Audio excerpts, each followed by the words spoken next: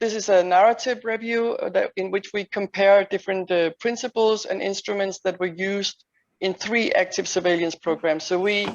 And control programs. So we decided to not cover every program that is running in Denmark, but to focus on the 3 most active programs on endemic diseases that we have ongoing. And I wrote this together with Hans Hohe and Søren Saxmose Nielsen. So the background for Denmark is that we've had quite a few programs running over the years, and several of these infectious diseases have now been controlled or eradicated, and for example, TB and bovine leukosis, IBR, and bovine brucellosis. And so the purpose here was to really try to characterize 3 surveillance and control eradication programs that were active at the time of writing in the Danish cattle sector. So the focus is very much on comparing the different programs in terms of purposes, targets, and principles and design, and the instruments that were applied over time to achieve the different goals for these programs. And these are the BVD, paratuberculosis, and Salmonella Dublin programs. So we chose these to represent a group of diseases that are not regulated and that were known to be established in the population with a high or medium high occurrence and impact already at the time. So in the paper, the way we've structured the paper is that we've first, with a very short introduction and a short overview of the demographics of the cattle population. We've gone into describing the disease characteristics for BVD, paratuberculosis, salmonella, and then give some comparative considerations. And we've done, so this structure with these 4 aspects covered actually goes again for all of these different aspects. So every time we have a new paragraph that is that goes into the paper, it will have these different subheadings where we go through motivations among stakeholders, both for BVD, paratuberculosis, and salmonella, and then have a paragraph on comparing across the different pathogens or diseases. So we have a section about motivations. We have some biosecurity measures comparing how to break the transmission routes between these different diseases. We have different test strategies that have been applied. We have not covered every single little piece of detail in test strategies because these have changed a lot over time in the different programs, but the main aspects are covered. And then we have a section about resources, administration, and legislation for these different diseases. And we've also tried to assess the feasibility and what could be relevant in terms of feasibility for these programs. And then there's a discussion part.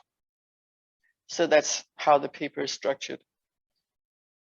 So the Danish cattle population, we just presented that in very short like this, how many dairy cows we have, what the total number of bovines we have, and also the types of herds that we have, and a little bit about the pastures, shared pastures mainly. And then we have a map of showing the density, how it's clustered in some areas. So the red and the purple here will be the high density areas in terms of cattle population, and the green, we have fairly few cattle on these islands and the eastern part of the peninsula here. So really, I mean, there's not that a whole lot to show here, other than how we've tried to also summarize the comparative aspects across in 2 different tables. So in the first table, we're mainly looking at the actual diseases, the characteristics of the disease, so the pathogen and the disease, pathogenesis and host susceptibility. So aspects that you kind of need to know about the disease in order to be able to control it. And we've included the main motivations to control these infections in Denmark down here. And these differ to some extent because for BVD it would mainly be economic losses, or the economic impact that would be the main driver from the beginning, and the severity of the disease. And then later on in the program came also the animal welfare aspects. whereas for paratuberculosis, it's been mainly the production losses and the end-stage severity of the disease. So the animal welfare has been a concern earlier on in the program. And then there is this potential food safety issue, which is not really known yet for sure if it is a food safety issue, but it has always kind of been lurking in the background. And then for Salmonella Dublin, it's actually been the food safety, the public health aspect that has been the main driver from the beginning, but also that there was a high prevalence of disease in the beginning before we started the program.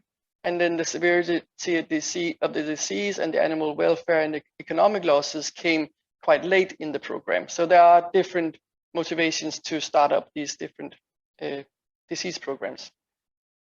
And in table 2, we then go to give an overview for comparison of the key features and progress of the control programs in, and these concern main biosecurity measures. So how do they differ? And the different test strategies in very short, how do they differ? But also whether the program is mandatory or voluntary. So for BVD and Salmonella, they have been mandatory for the whole population, the whole cattle population, whereas for paratuberculosis, it's a voluntary surveillance and control program. And the feasibility we've mentioned here across the different diseases, and then we've listed how it's been going with the progress of the program since it started. So well, actually for BVD, we've said since 2006 we have had 0 or very few sporadic cases per year, and so today we've applied for this I can't remember what it's called. Sorry, special status in EU, disease-free status. And for paratuberculosis, today we have and expected around 60 to 70% of the herds deemed infected, but with a much lower prevalence than we used to have back when we started the program within the herds. And then for the Salmonella Dublin, I can show you how it went on the next slide. So yeah, so there are a couple of figures in the paper as well. This is from paratuberculosis, where it's within herd prevalence of those herds that are in the program has gone down. So today, those that are in the program have around 1% on average test positive animals. This is for Salmonella Dublin. We have also the occurrence of Salmonella Dublin positive herds today will very much follow the pattern of the cattle population. So where it's mostly highly dense, you have much more Salmonella than where it's very scattered. And the way it's gone is that we used to have, so the black line here would be the country, and these would be the regions, the different regions of Denmark. So the black line shows that we started out around 25% of the dairy farms being test positive. And then after the program started up, the prevalence decreased a lot, quite rapidly, due to different legislative measures, but also due to different control campaigns and communication campaigns. And then later on, it kind of stopped decreasing so much, and now it's actually gone up a little bit. So what has happened recently is that we have a new ministerial order for Salmonella Dublin, whereas the other programs are continuing as they are, and they will try to do new things to try to reduce the prevalence. And probably some part of the reason why we see this increase in the prevalence is that the herd structure is changing a lot. So we get much bigger farms and they're growing a lot, and they also become highly interconnected with heifer raising facilities and so on. So there are definitely structural changes in the demographics that are driving the spread. So I think this is just what I wanted to say about what is in the paper.